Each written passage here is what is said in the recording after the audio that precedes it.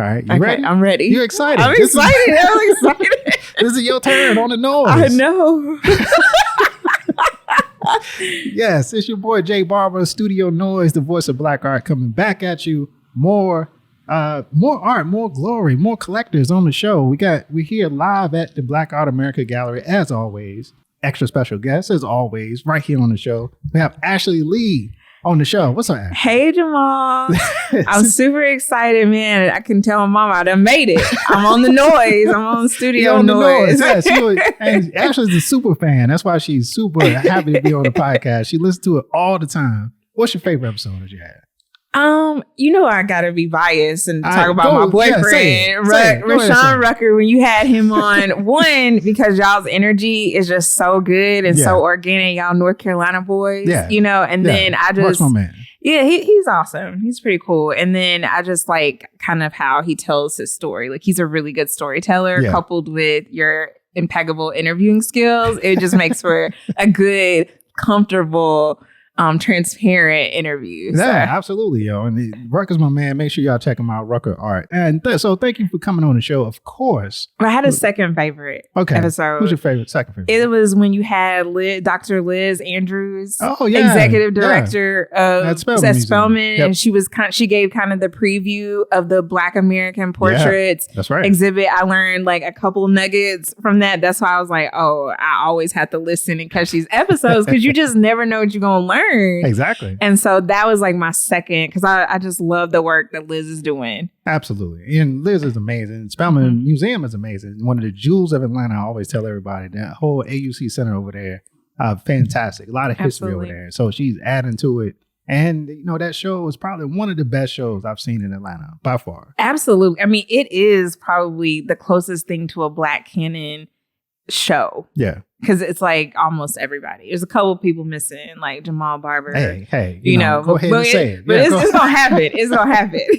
They sleeping on you, boy. Don't worry about it. They sleeping on him. But hey, the AML collection is my anchor piece. You know that. Yeah. And so that, I've known Ashley for a long time. And I've seen what you've been doing out here in these streets. And if you don't know, in Atlanta, there's a little collectors group that's going around supporting every show. And y'all always support. And I love to see it, because that was not particularly my experience when we first moved into Atlanta. When I first started doing art, this is way back in the day, like 04, 05, when I first got here. But now seeing part of the art community growing is this influence and the connection with collectors like yourself, and the people that are supporting the arts, patrons of the arts, coming through, always supporting with your time and energy and your dollars, which is super important to the ecosystem.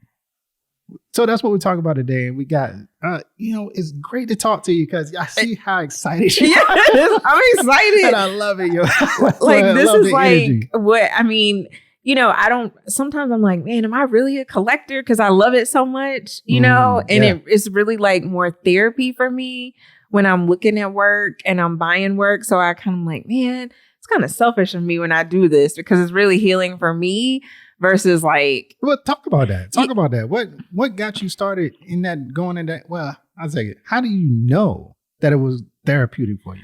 So I've always appreciated art. Like, even when I was a kid, my elementary school luckily was like one of those schools in Rome that would like take us to museums and stuff. And so I had that develop. And then my parents had a few like flea market pieces, like the G clays that they bought. They weren't going to galleries and buying, but my dad literally would find them at the flea market and then be hanging up in the house. And so I always kind of was around that. And then when I went to Spelman, I was in this leadership class, and Gilbert Young, he came and taught our class. And at the end, he surprised us with the G clay print, open edition of He Ain't Heavy. Wow. You know that piece where they hold him up? Yeah. And I was like, legendary. It's like a legendary piece. And so I was like, man, this is something right here. So that's like the first piece I ever got of art. And then when I graduated and started working, when I would travel, I was like, I don't want like a little tchotchke. I want like a piece of art. It was small, about that big. And I was like, just to kind of remember that trip. So that's why I started. I wasn't collecting exclusively then, but Black art, I was just collecting art that I loved. And so then when I bought my first home, I was like, oh, I'm only going to do Black art, because I want, you it was just knew it. Yeah, because I can do it and it's my house. And so if you ain't feeling the vibe, then you ain't got to come, because I'm going to buy what I love. Yeah. And so when I started, I met Noize through like my online internet kind of late night escapades. That's what I do. You might see my stories. They be full of artists that I'm like, oh, I like that. And I just like repost them. But I came across the buyer and I was like, oh man, this is when they were down in Columbus. Yeah. And so he allowed me to come down and I bought my first piece. I was going down there to look at one piece. And this is probably the madness of my art collecting. But I was going to get a David Driskell piece. This is before he passed. That's not a bad right. Piece It was Obama No Drummer. Hey. And I was getting and I was getting it because I was a 2012 Obama delegate when he was running for president. And I was like, oh, this is a perfect way to kind of memorialize that experience in my life. And so then while I was there, I ended up getting a Leroy Campbell piece. And then Leroy, right. And then I got a book, Soul of a Nation. And so that really kind of kicked it off. And so then as I started to think about like, well, what is it that I really like? And I was kind of going through like a little bit in my personal life and I really needed to process some emotions that I was feeling. And it was when you had that show at Zucot with the This Is Love. And I saw that because it was the Black Love show. Black Love series, yeah. And I was really struggling with like my own self-worth and own self-love. Wow. And I saw that piece and I was like, wow. I mean, it was probably the most expensive piece I had ever bought at the time, know, but I loved it. Yeah. And I like immediately was like, man, I got to have this. Like, I'll make a way. And so I bought it and it kind of, as I was looking at that piece, I was like, this is what my collection needs to represent. It is my soul exposed through my art collection. Oh, wow. Girl, you can put that poetry in the mic today. You're giving it up. I like that. Yeah. I like that. Yeah. So that's how I started. So when my collection is heavy female skewed, not necessarily female artists, but just female figures, because you can look at different segments of when I'm buying and kind of tell what I'm going through or what kind of memories I'm capturing through the collection. Yeah. But yeah, that's kind of how it started. It's like I find a piece of art. It was a dark period or a happy period. I can connect with the piece of my life, some emotions. I can process those emotions, and then the piece gets added to the collection. I like that. And we just talked to Leroy on the podcast, and when he tells the story, and we talked a little bit back and forth about the circle that happens with artists, where because I have to make it, because I have all this experience, because I know myself, I put something into the work, and that people see it, and they become part of the cycle because they buy it, which comes back to supporting me, which allows me to make more, and it comes back around. So it's a big circle. We talked about it. Check out the episode. I got to definitely check that out. We talked about how much how integral both parts are. Like you can't exist without the other. Like you cannot sustain yourself as an artist without people that are fans of your work, that are willing to purchase it. But you won't purchase it unless there's something in it that means something to you in the first place. Because we work hard for our money. Yeah, y'all do. Them supplies ain't cheap. Hell no. None of it's cheap. Like, I mean, the whole ecosystem is expensive. And it's worth it. It's worth every single dime that we pay for the piece. But I like that. I never really thought about, me as a purchaser of the art, finding my own connection, continuing the cycle. Like that just kind of blew my mind there for a second. So wow. Yeah. So it's super important. And that's why it's important to have a conversation like this, because as much as the show is about archiving contemporary Black art, as much as it serves as inspiration, I want to be honest with the artists that do listen to the show and everybody that listens about why this thing works in the first place. Yep. Right. So it's not just how many brushes you use, or like I use a number 5 sable brush instead of like a horsehair brush. Like, like the little details, like, yes, that means a lot to art too. But these kind of conversations into how do you get somebody to support you, and what are you doing that would ingratiate yourself with somebody enough that it demands however much money the piece is worth, quote unquote, worth, you know what I'm saying, in the art market. Yeah. I mean, my boyfriend, he tells me all the time, because I do buy strategic pieces for my collection. But then I also have just like, I really believe in the Black art ecosystem and like really emerging young artists who just need people to buy their work so they can, one, feel validated, and two, and probably most importantly, survive if this is their career. Mm-hmm. So I do support artists. Like, the work might not be, Jacob Lawrence level, right? But I see it, I like it, because I'm never buying nothing I don't like. Obviously. I'll be like, here you go, a Blick gift card. Keep going, bruh. Keep going, sis. But I can't buy that. Don't give up. You gonna get there. Because people do be hitting me up, and I'll be like, yeah, man. Here you go. But they gotta keep going. Nah, you can keep the piece though. Don't worry about it. Keep the piece. It belongs to somebody whose collection is calling for this piece. Not quite the AML collection, but yeah. And so we mentioned it before, but that is the Instagram that you use, that at the AML collection. Yes. Where you showcase a lot of your artwork and stuff. Oh, first, did we introduce you properly? Like, tell people about you and what do you do? Yeah. We just got to talking. I know, because you're my boy. It's an honor to be here. Yeah. I'm Ashley Lee. I'm an attorney by trade.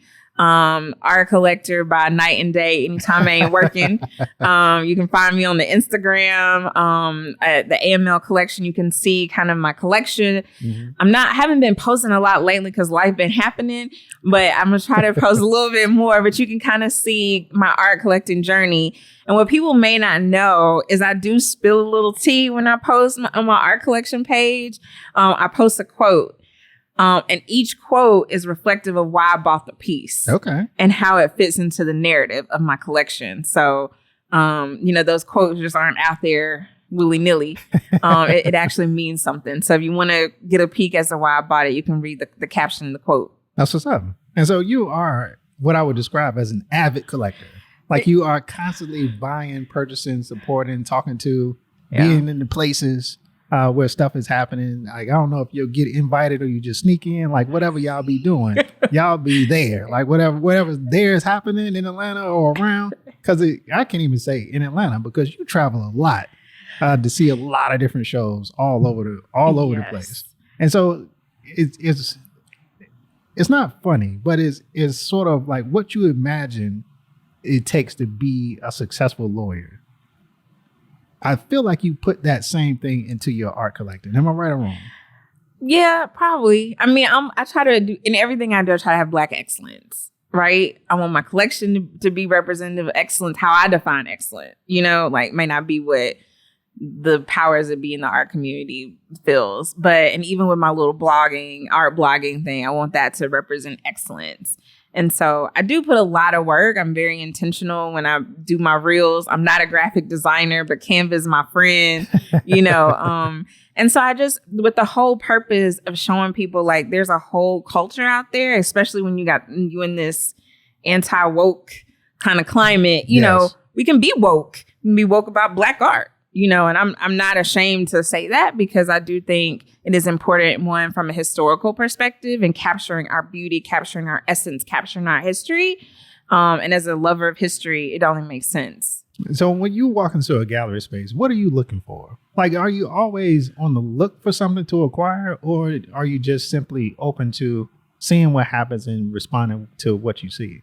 Usually I'm telling myself, don't buy nothing when I go in there, because I always blow. How often does that work? Rarely. Because I usually I set a budget right at the beginning of the year. Like, I set a budget, and my boyfriend will tell you, I was like, I'm only gonna buy 3 pieces. I had identified the artist that I wanted. You say you're gonna buy 3 pieces for the whole year. 3 pieces for the whole year. Oh, you lying.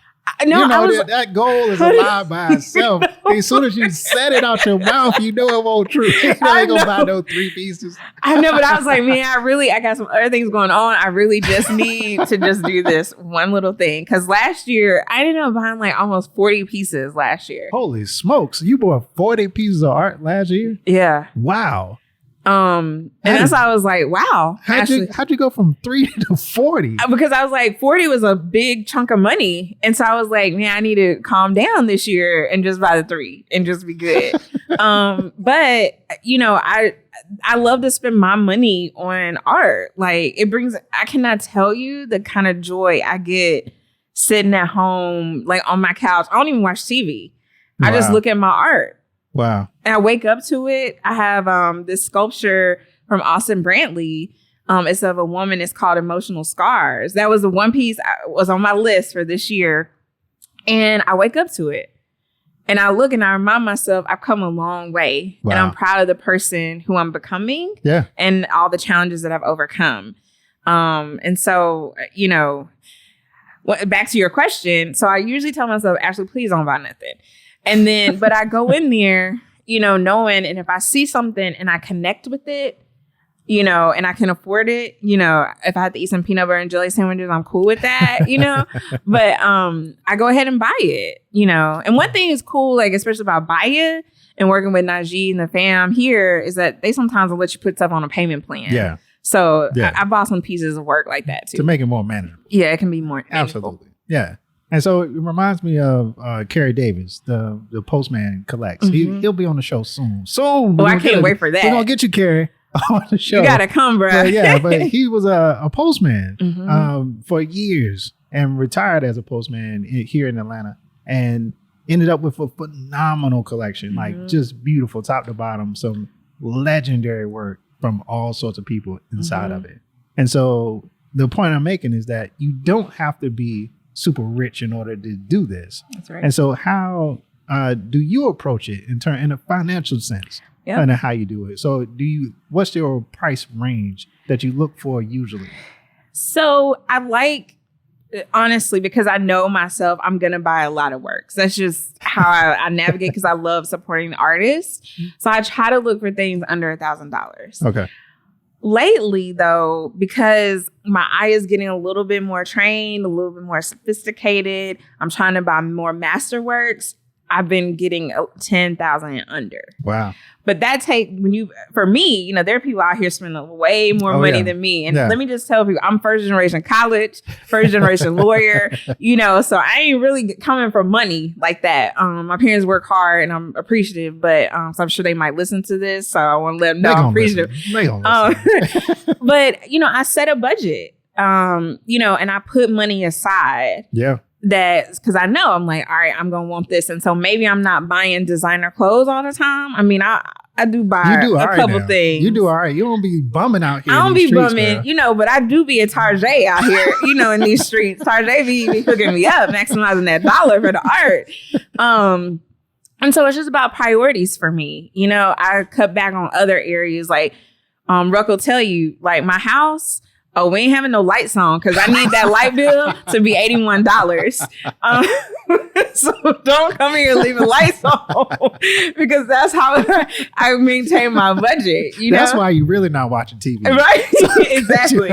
I need that light bill to be $81. Money. That's what Exactly. I love it. That's real commitment to the art right there. Yes. I love that. And so you know for sure that this is something that brings you joy and you allot for it in your budget. Mm-hmm. Are you looking at a certain percentage of your budget or do you just kind of have a general fund that you kind of use? Like, because I know myself, this is what I'm going to use. This is my art money. Yeah. So I do ideally set like, I'm going to spend X this year. Now, rarely. You blow it out of the water. I blow it out of the water all the time. And because I mean, because I think somebody told me what an art collector said, because I remember when I bought my first piece from Noize, it was $500. I was like, golly, $500? You serious? You know, I was sweating bullets. You know, I was like, man. And then I bought 2 pieces. So you can't even imagine how my stomach was like turning. But then I didn't have to eat peanut butter and jelly sandwiches. I was good. My mortgage, all my bills was paid. You made room for it. So I was like, okay. So you just kind of, you know, I just know if I buy this, then I know what I got to do on the back end if I'm outside of my budget. Yeah, it's worth the sacrifice. It's worth the sacrifice. Yeah. So give me a list of some of your favorite artists that you love, that you know, like, yo, I don't know if Ruck want me to go to this show because I know I'm gonna buy something if I see it. Man, if I ever come into some money, I'm buying me Elizabeth Catlett sculpture. Come on now, give it up. Now. Okay, Elizabeth Catlett sculpture. Elizabeth Catlett, I just love her. Yeah. She is my favorite artist. Oh, I love that. Yeah. I mean, she's a printmaker. Mm-hmm. She's a sculptor. I mean, just her fierceness. I could go on and on about her. So, I mean, I'm putting it out there and your viewers and audience can hold me accountable. One day, I'm going to have a sculpture. Yeah, One day. I'm with you. And if they ever stick one of them sculptures too close to the door, hey. your boy going to have one okay. too. Okay. Running down the street. Okay, right. Yeah. I got some criminal lawyers for you. Yeah, because I love her work too. And the sculptures are amazing. Like, I saw them in person when they were at the Hudgens Center. They had them out here. That. Yeah, this was a while ago. They had an Elizabeth Catlett show. They had some of her sculptures. That was the first time I had seen them in person, and they're beautiful. They're absolutely wonderful. Yes. They look so much like her prints. So much. And I think that's probably why I love them. And I was talking to Ruck, and he was taking me back because, he has like this expansive library of books. Yeah. And that's one of the reasons I like going to his studio, because I can just pick a book and learn some stuff. And then he was telling me like, she probably got some of her origins from like this artist, like in Mexico and stuff. And I was like, oh man. So it just really enhances my appreciation for her. And then it didn't hurt that she was married to Charles White at one point, right? Who was another favorite. Yeah. And you can see the parallels. Now we can have that intellectual debate as to who's work. It didn't work out, but the legacy they both left is incredible. Yeah. It's hard to imagine like them just being around each other, like, and they're both just like incredible artists at the time. But that's the one of them Harlem Renaissance type of stories where it's just a room full of people hanging out, and it's like, oh well, it's Jermaine, it's Romare Beard, it's all of them. You know what I'm saying, listening. And they just hanging out with each other, having trunk shows and like doing all types of crazy stuff. So the history is amazing. Do you go deep into history with the pieces that you buy? I do. There's usually like, especially with the masterworks, I want to research it before I buy it. Like I will do a quick Google search, or I've started building my own kind of library of art books. Because I want to understand the history of like why the artist made it, what were they thinking, what was the time period kind of thing, what was going on. Like I got my first Jacob Lawrence piece. Okay. And it was on the way, and just the kind of connection with that piece and what it kind of meant to me was exciting. And another historical connection was this Sam Gilliam piece that I got. So my dad was the president of the NAACP in Rome, Georgia for a number of years. And so he's kind of like that radical dude, former Black Panther kind of thing. Yeah. And so that piece, when I found out that it was commissioned by the NAACP, it was a print, and it was a limited edition, like 25. I was like, wow. And I was looking at what the NAACP was doing during that time. And I was like, oh, I got to get this. One, I'm trying to get more into abstract work just to kind of balance out the collection. Because I think after this whole George Floyd kind of phase, I felt myself kind of getting a little depressed, right?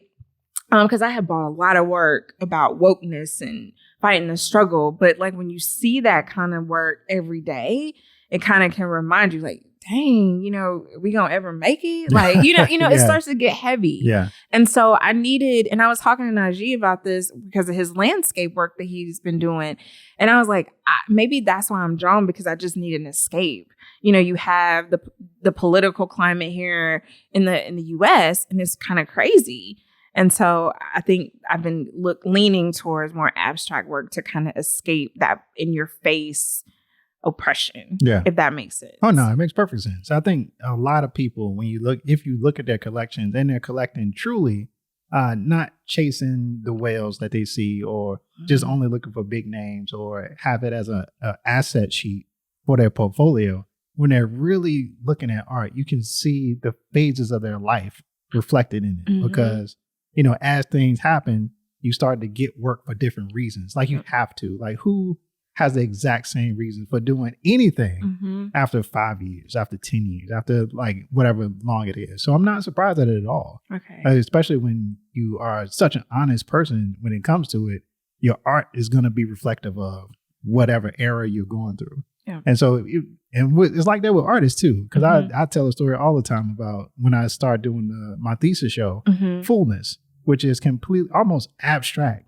Like when you look at it compared to my really struggle, super powerful protest work that I was making before. Like it's just a switch. Like you get to see like something happened. What happened to Jamal? Well, COVID happened. You know what I'm saying? Yeah. Like, it's that type of thing. But I like that series because that was a series that was at Coke, right? Yeah. I thought so. Yeah. So beautiful. a lot of changes, right? And so it's good that you have that kind of research. Now you gave one. You got to give me like two more of your favorites. Of course, Rashawn Rucker. Of course. You know, we met through art. You met him at a show or something? No. I somehow came across his work on Instagram because, I'd be on the gram looking for artists. Yeah. And I was like, man, this work is really talented. And so then. Which one of his grandma quotes got you? Because he dropped them grandma quotes on you. His grandma, boy, Granny she got some quotes. She got some quotes for sure. Yeah. But yeah, he had a show. He Wake Forest had acquired one of his prints. The big quilt. The big quilt. And so I reached out to the gallery and I was like, hey, I heard he's going to do an artist talk. Do you think, is it going to be live streamed? Because I love to listen and learn more about this because it's really inspiring work.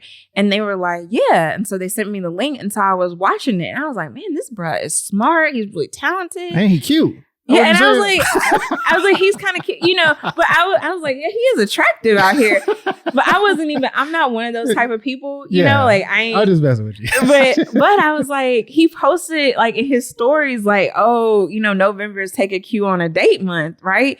And so I was like, oh, he's single? Oh, you popped up on and I slid in the DMs. Oh, there you go. I slid with the little emoji with the hand raised. And then he didn't respond.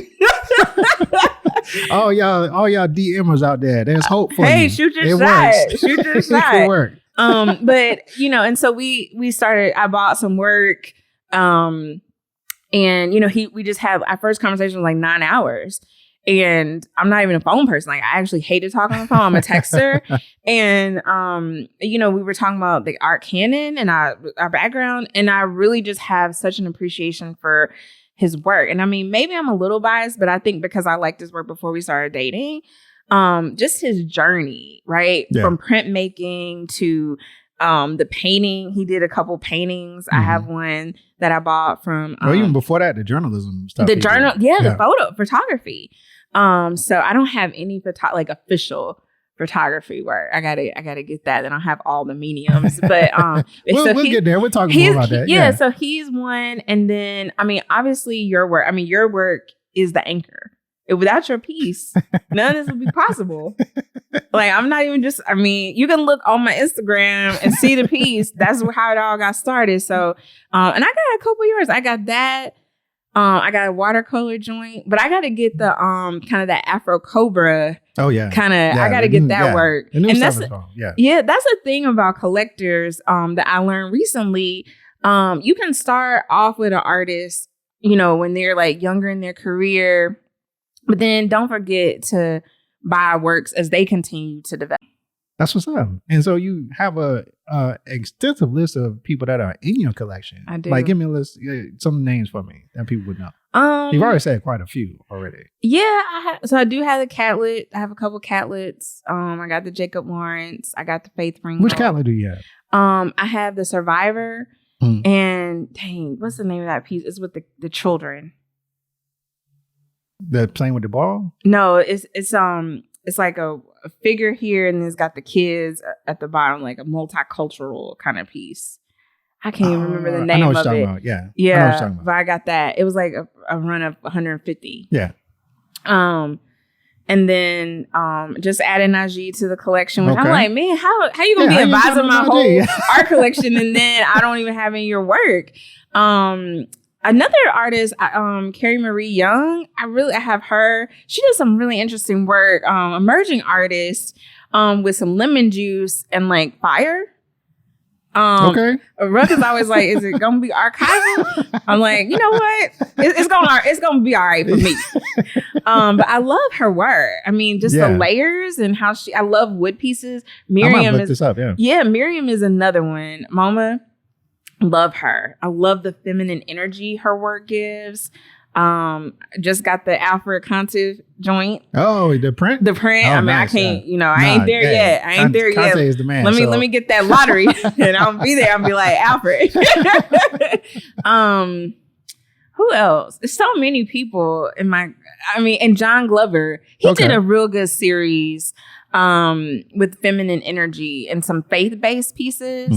Speaking of photography, Sashi and Toki, got them in the collection. So yeah, I try to have some Atlanta artists, but then I got kind of a wide range of folks. Yeah.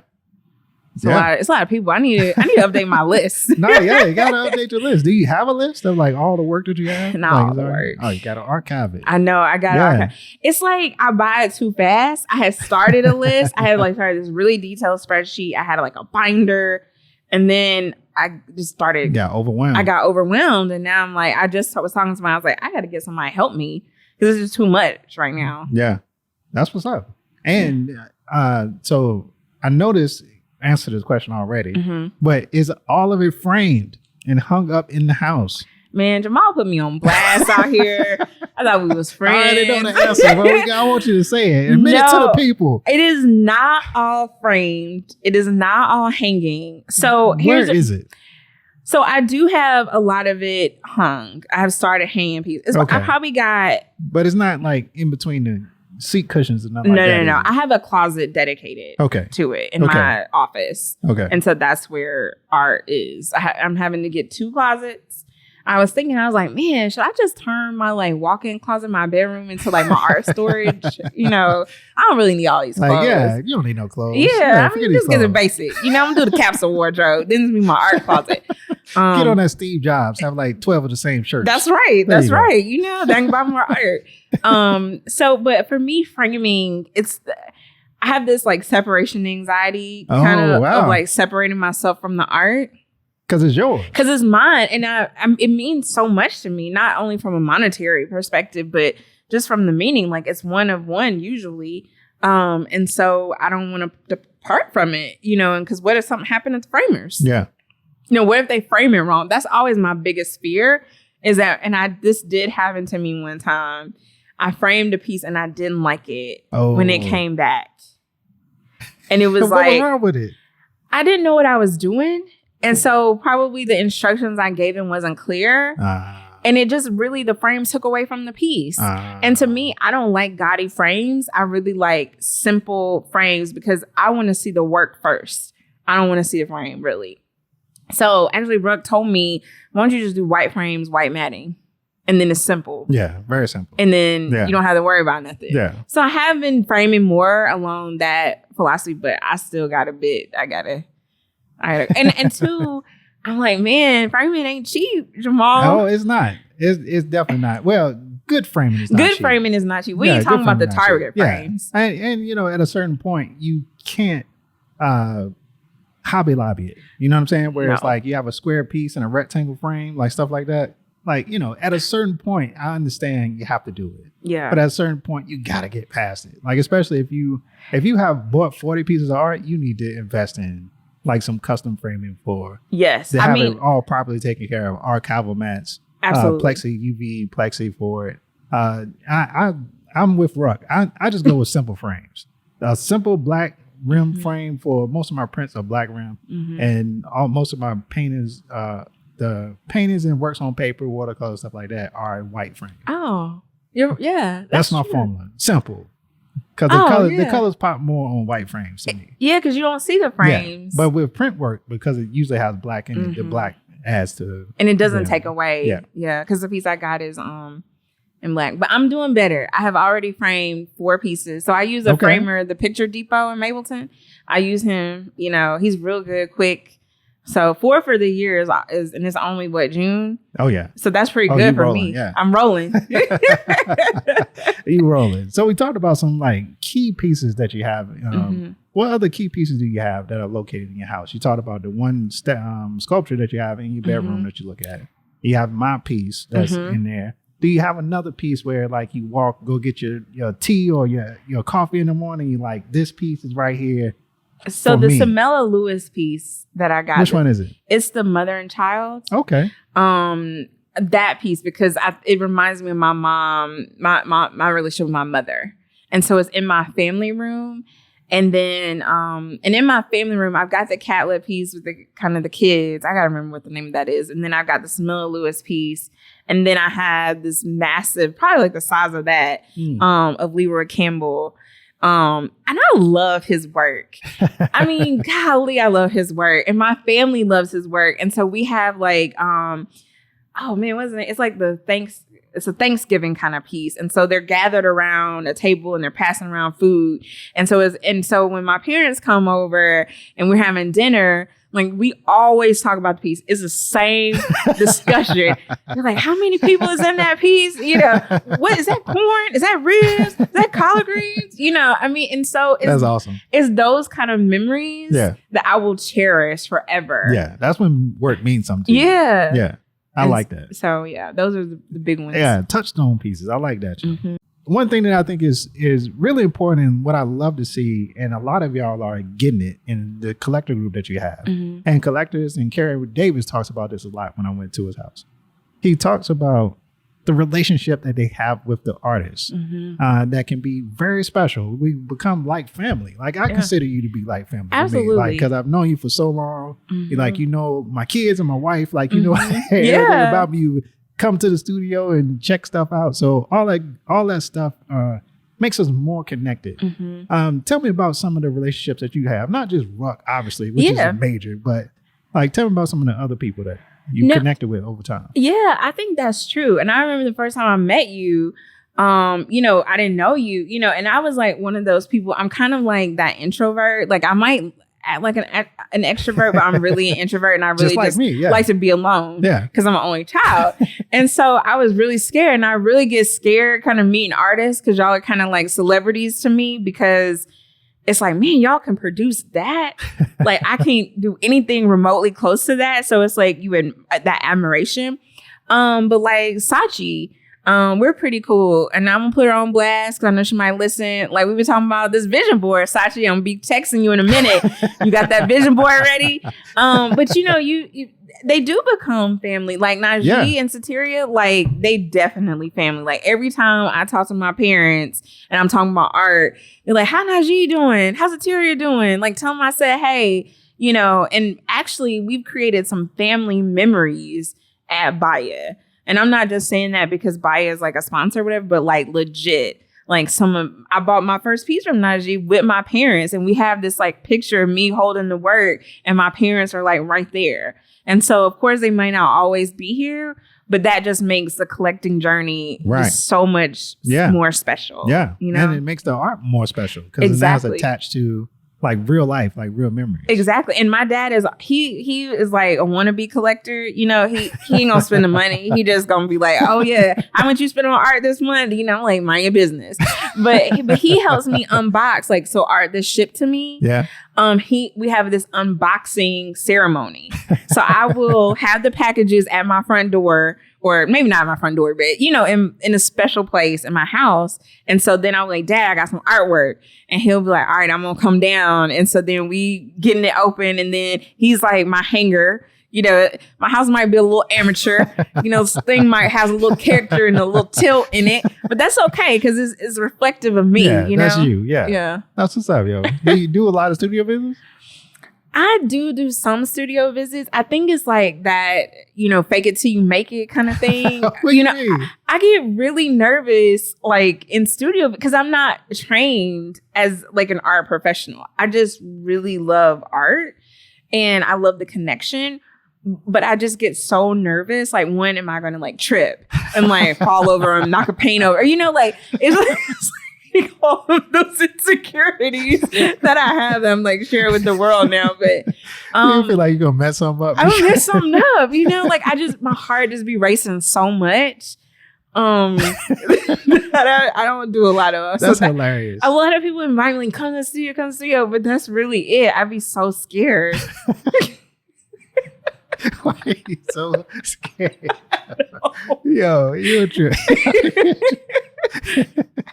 That's an irrational fear. You know that, right? It is. Okay. So as long as you know. I know it is, but it's the truth. You gotta work through that.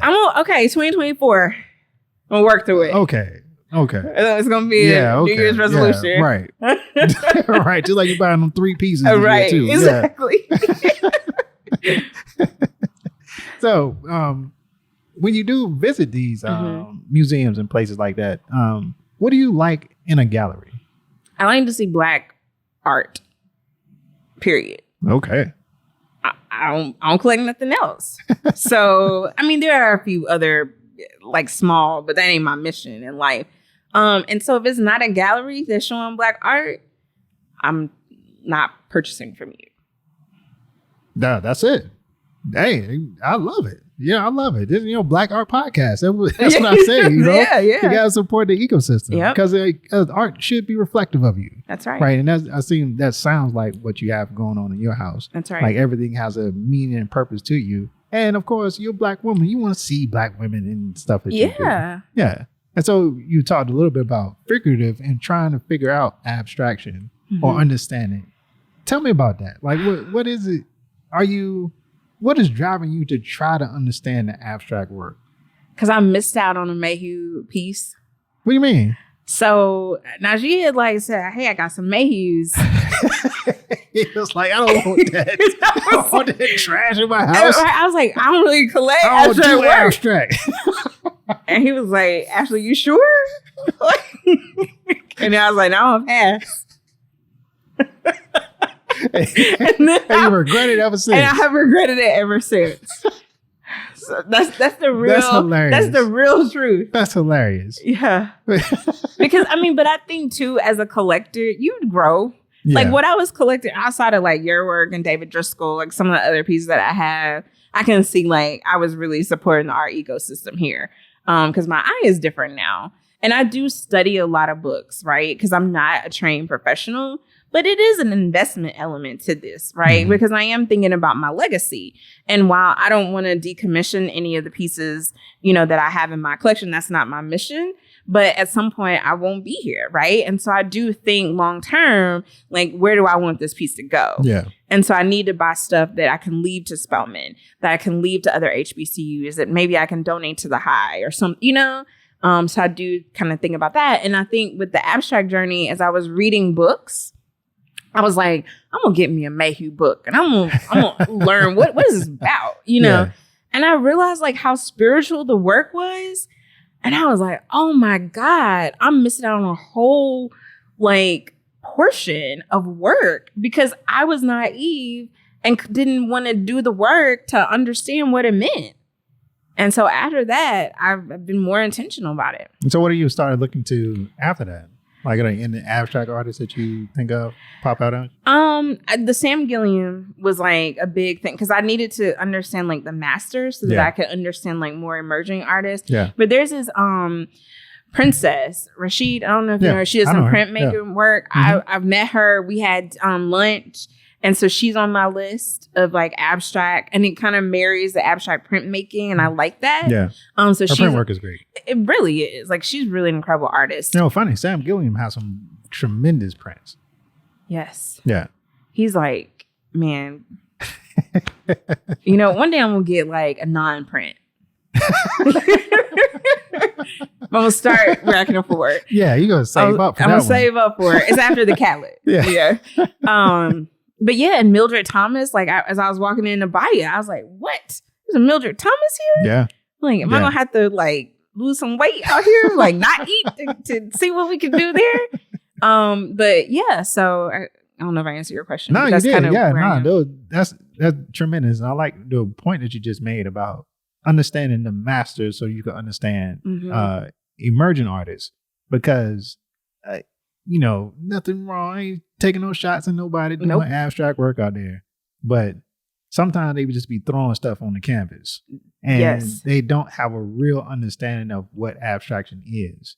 And I think artists can fool themselves into thinking that everything they make is art. That's right. And it's not. It is definitely not. I mean, there is C gallery art for a reason. Yeah. It takes a lot of practice to really be able to channel your energy into just shapes or forms or color and make it mean something. And it's not as easy as people think it is. A lot of people think they could just do whatever because they saw Jackson Pollock movie and he just splashed some paint and thought, No, it's definitely a method. Like Jamil Wright out of Atlanta. Like Jamil, he called me up one day. He's like, "Hey, I'm at Rodney Scott's. Come meet me for lunch." Now I should have known. You get to talk about that's art. Like 3 hours. That's a 3-hour conversation. But he really walks me through like abstract art. Yeah, he's big on that. He's huge on that, and so he's on the list too. Like I'm gonna get. If I can't get it this year, definitely next year. Yeah, Jamil's on it. But when he explained it to me and kind of helped me like look at this when you were thinking about it, it really helped. Yeah, that's what's up. And so I think it does require you at some point to be educated about what you do. Now, I would push back and say that you are very educated in what you do. You just don't know it yet because you don't feel like you've gotten your education from a primary source, as they say. Like, right. But you did it yourself. Like you are developing your own eye as you go. So you know what works and what doesn't work. And a lot. Do you ever look at like some of the pieces you bought and be like, yeah, this one? Yeah, I shouldn't have bought that. And I don't know. Actually, I'm not gonna say I shouldn't have bought it because I'm never gonna say that about work. Because anything I bought, there was a purpose why I bought it. Yeah. But I was like, this is gonna be rotating quickly, and so I was like, but again, I just put it in the category of supporting emergent artists and keep it moving. Yeah. Is that important to you? Yes. To support emergent artists? It is absolutely. Why so? Because if we don't have new generations of artists, the art form will be lost. And I mean, I really, honestly, Jamal, I didn't really appreciate when I first started collecting, like what all goes into making work. And it is a lot. It is almost like practicing any kind of professional degree. Oh, yeah, it is. And the hours, the time, and then you calculate it by like, which, the hourly rate is like ridiculously low. And so I just want people to really keep producing, just keep producing art. Yeah, I'm the same way.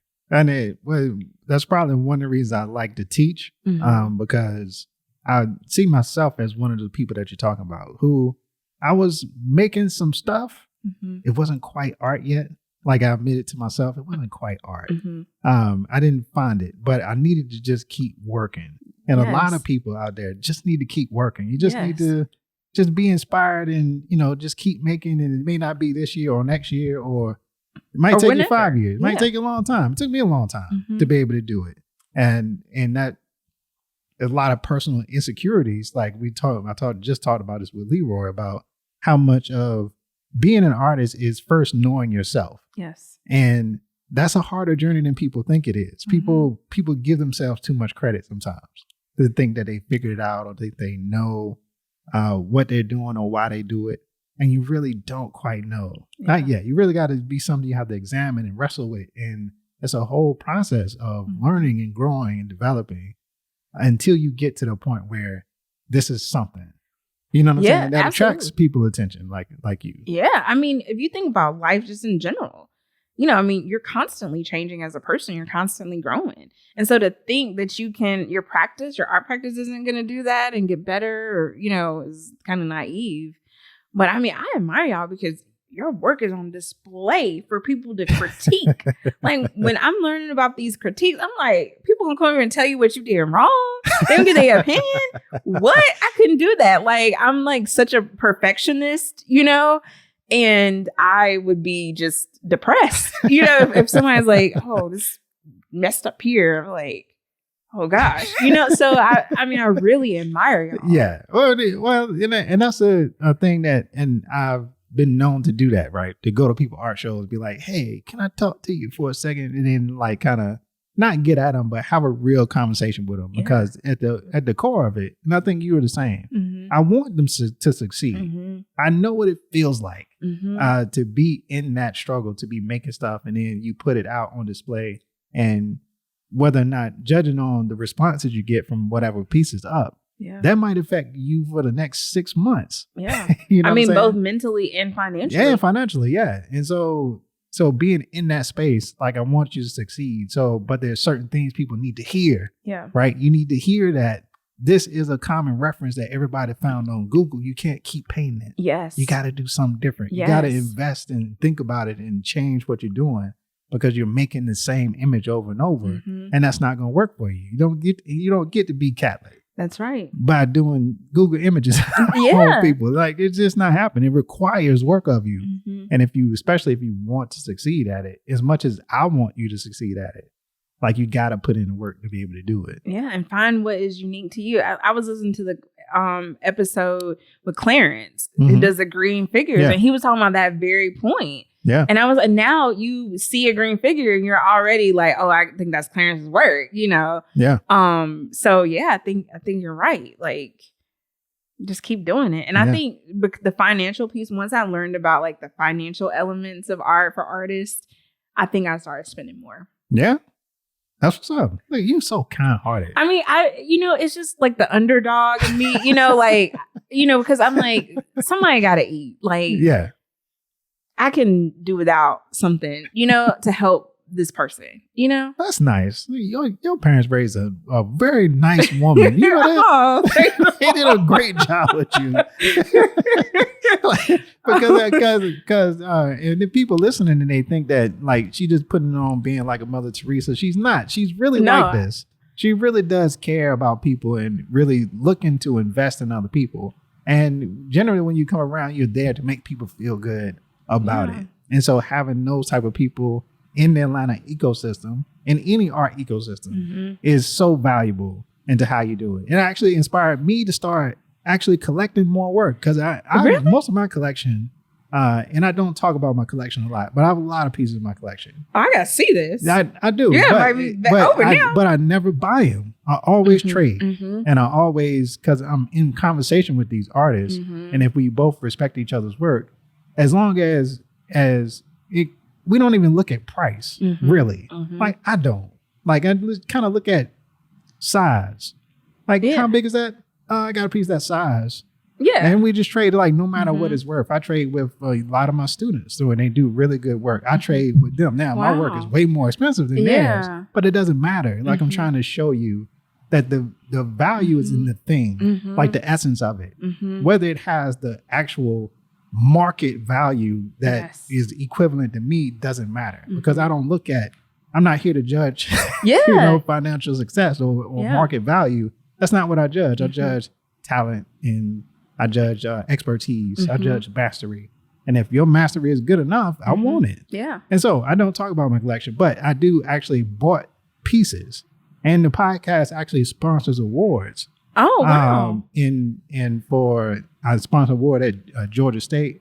I sponsor an award at Atlanta Printmaker Studio for that same reason, right? To give back to community, because at a certain point, it's like, what did I need? Like, when I won the award at the first Atlanta Print Biennial that I got into, I won the Koch Press Relief Award. It meant a lot to me. Yes. I was just entering the scene, just getting into printmaking. So it's like, that kind of validation was priceless. It was just a little bit of money. I got a couple tools, but hey. But you got the title. I got the title. Yeah. Like, I got it. That's all you need. Yeah, that's all you need. All you need to feel good. So spend a little money, like, help the people, support. That's right. Ecosystem. That's right. And I mean, it beats a bare wall, right? Exactly. And it's like a black artists are black-owned businesses. So we all on this supporting black-owned businesses. Yeah, the ultimate black business. Buy you some art. Buy some art, Joe. That's what to talk about, Joe. And so where would you like your collection to go to? Like, in certain places? How much bigger do you want to get your collection? Like, where do you want to put it? Like, do you want to be known for it? Like Swiss Beats type of stuff? Like, what do you see yourself like growing into? Well, I mean, right now I'm starting to get into pottery. So I'm shifting. Pottery? Yes. Okay. I am in love with Roberto Lugo's work. I love his work. I got 2 pieces.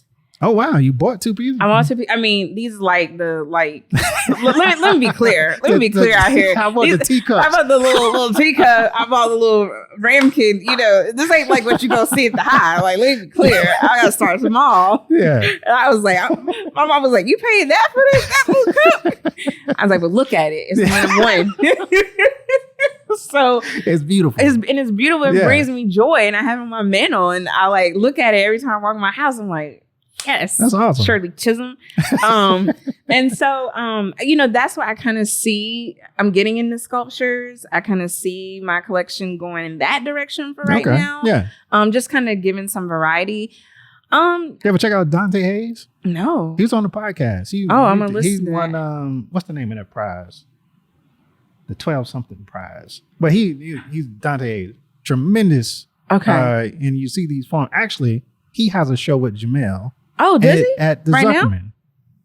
Yeah. Oh, wow. At the Zuckerman. I mean, I've been out of the loop, so I'm going to look that up and try to get over Dante there. Hayes is incredible. That's my man. Shout out to Dante. Okay, Dante. But I'm going to hit you up on IG. Oh, yeah. His figures, I'll show them to you when we get off here. His figures are tremendous. Wow. Yeah. Okay. Vessels, I'm sorry. They're vessels, but they're textured. They have these like really cool shapes on them. Dante's making good work. Okay. Good ceramic work. Okay. I won't have to add him. Yeah. Him and I know you say, you got mixed reviews, but Tammy Rubin, I love her work. And so I wasn't gonna buy nothing else this year outside of Articulate, but I don't know. might just celebrate my promotion out here. She on the list. She on the list. I didn't peep something on Artsy. Yeah. So I think that, I mean, sure. If my collection is known like Switz Beats and Alicia Keys, the Dean collection, I made it, right? Mama, I really made it. Yeah. But I mean, I wouldn't mind for my collection to tour, And I've thought about even talking about Najee, maybe renting out Baya and showing my collection. Work, because the thing about it is I don't let a lot of people in my house. I mean, you can see it on Instagram, but my house is like, I'm really protective of the energy. It's your house. It's my house, and I got a dog, and it's a lot. And so people don't really get to see it. I don't think anybody outside of family has really seen my collection in person. Because I'm just so like, it's my space. But I do want people to see it because I've got some incredible artists in my collection, incredible work. So that's what I've been thinking about. All right. We putting it on the list too. Yeah. You got to get this tour. I know. I got to get this show. We won't see it. Yeah, I may see it. You're out here. And you got to do a George and Sohail. Make a book too. Yeah. Yeah. It's a lot of work, man. Eventually. Yeah. I don't think my collection ready. That's legit. I got to get some more weight to it. What would make it ready? I need to get some more masterworks. Because I think we have to honor our legacy. And that's important to me. Mm-hmm. And I'm getting some works, but I'm not quite where I want to be to start that process. That's what's up, baby. And the story ain't right, the story ain't right. Mm-hmm. Now, that's what we're going to go with. Because that sounds very intriguing. Mm-hmm. Like in how you're putting it together. But just from talking to you now, talking to you today, and all the work that you put into it, I think this collection is tremendous. Aww. Just all the work that I know that's in it, and checking out your Instagram. Everybody go check out the Instagram to really follow it. But this is the essence of collecting. This is how you should feel. This is how artists and collectors get together to support each other and get this ecosystem going and always be in support. So we definitely appreciate you and all the work that you're doing out there. Tell them one more time where they can get in contact with you. You can follow or check out my collection at the AML Collection on Instagram. That's what's up. Ashley Lee, you gonna get all them pieces, girl. Yes, we're gonna get all of them. But not before we support the Noize. I mean, I'm telling y'all, I listen to it so I know who to collect. Yes, that's what it is, and learn how to train my eye because Jamal be dropping gems. I do. That's definitely support with your viewership or your listenership and your dollars. That's right. It's the Noize, yo. Thank you, Ashley, for coming on. Thank you, Jamal.